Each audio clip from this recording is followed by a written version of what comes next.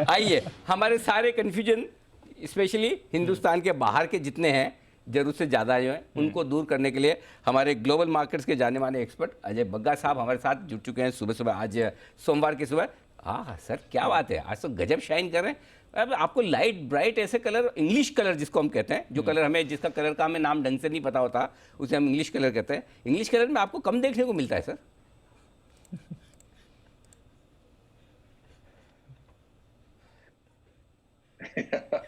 नहीं अनिल जी, आज आपने भी ये कलर डाला था तो मैंने बोला बहुत दिनों बाद ये शर्ट निकाली मैंने। क्या बात है सर। आप स्मार्ट भी लग रहे हैं और यंगर भी लग रहे हैं। यंग कहूँगा तो बुरा मानिए, यंगर भी लग रहे हैं सर, तो बिल्कुल स्वागत है आपका।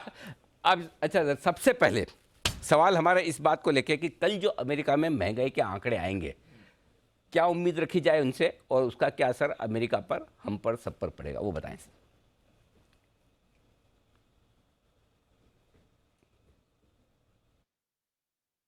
देखिए, मार्केट ने ऑलरेडी काफी हद तक डिस्काउंट किया है। जिस तरह से मार्केट्स भागे हैं कि 8.5 के वर्सेस पिछले महीने जो 8.5 का आंकड़ा आया था, उसके सामने 8% तक की उम्मीद है। तो गिरेगा इन्फ्लेशन।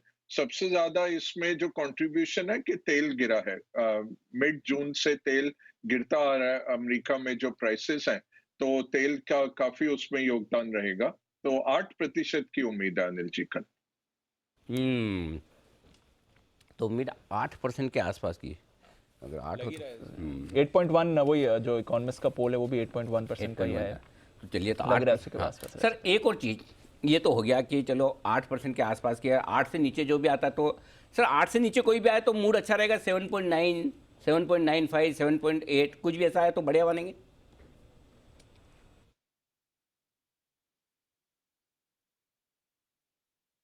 हाँ जी, और मूड और बेटर होगा।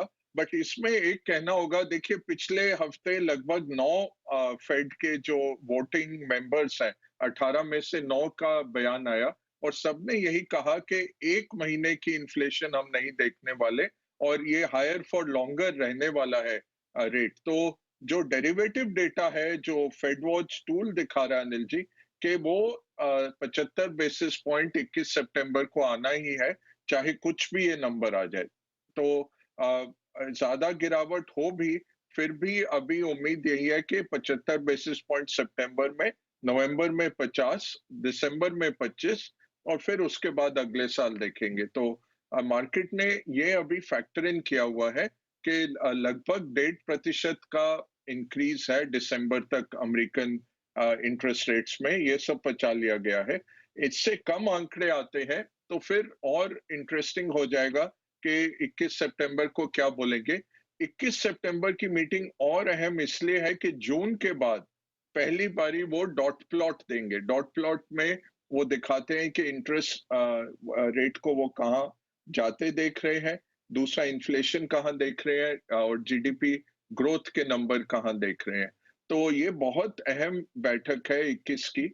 उसमें डॉट प्लॉट निकल के आएगा जो अगले 3 महीने मार्केट को निर्देशित करेगा कि किस तरफ इंटरेस्ट रेट्स यूएस में जाते दिख रहे हैं। तो हो सकता है थोड़ी नरमी आए मार्केट्स में कल के कल यूएस के सवेरे ये नंबर आएगा हमारी शाम को।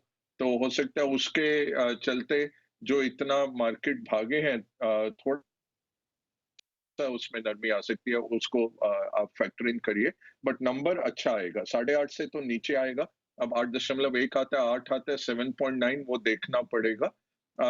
जो दूसरी बात हमें ध्यान में रखनी है कि जो कोर नंबर है, जो फूड और फ्यूल, तो खाद्य पदार्थ और एनर्जी तेल वगैरह को निकाल के जो कोर नंबर आता है, कोर नंबर बढ़ने वाला है। कोर नंबर जो 5.7 था पिछले महीने, वो 6.1 आने की एस्टिमेट्स हैं।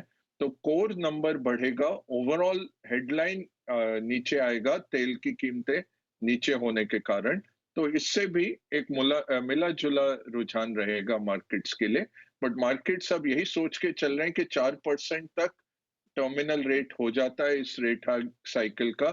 अब अच्छी बातें देखते हैं, तो इसलिए मार्केट्स आगे दौड़ रहे हैं। आइए बग्गा साहब से एक राय ले ली जाए, और राय लेनी है सर। ये जो वीकेंड पे खबरें आई कि ये अपना यूक्रेन। यूक्रेन, इसने रशिया वालों को मार पीट के भगाया पीछे और कुछ कुछ इलाके जीत लिए, सही है ये?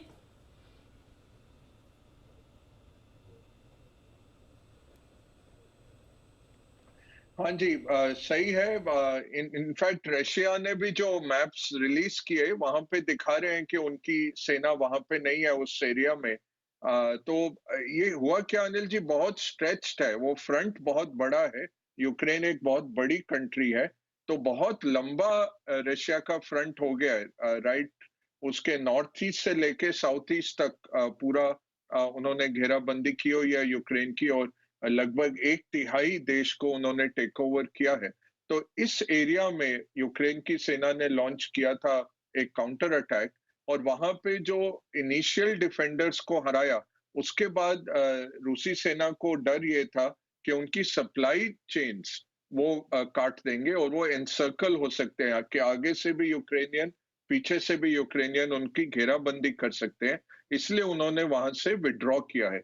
तो स्ट्रैटेजिकली बहुत बड़ी शिकस्त है।